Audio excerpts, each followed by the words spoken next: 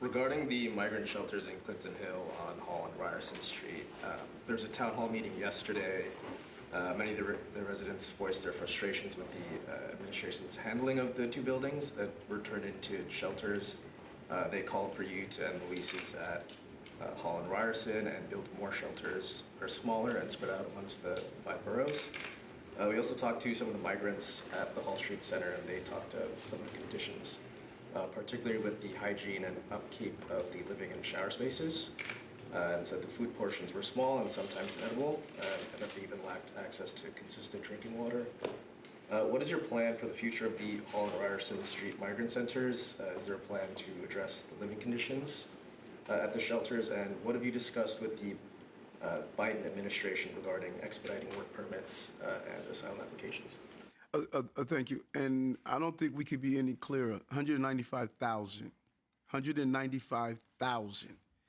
And we have managed this crisis. I think Camille's leadership has been amazing with Deputy Mayor Williams-Isom and the entire team.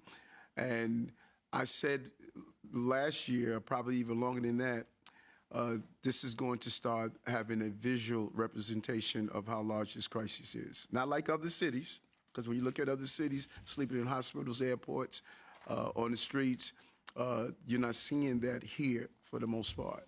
But let's be clear. Every local and state official must stand up and call for the federal government to do its job. We're doing our job, but they have to do their job also. And I encourage the councilwomen in that area who seem to have taken a shift in her belief of this crisis now, because now it's local. I encourage her to go to the Port Authority, hop on a bus, go to D.C., like I did for 10 times, and say the federal government must do their job.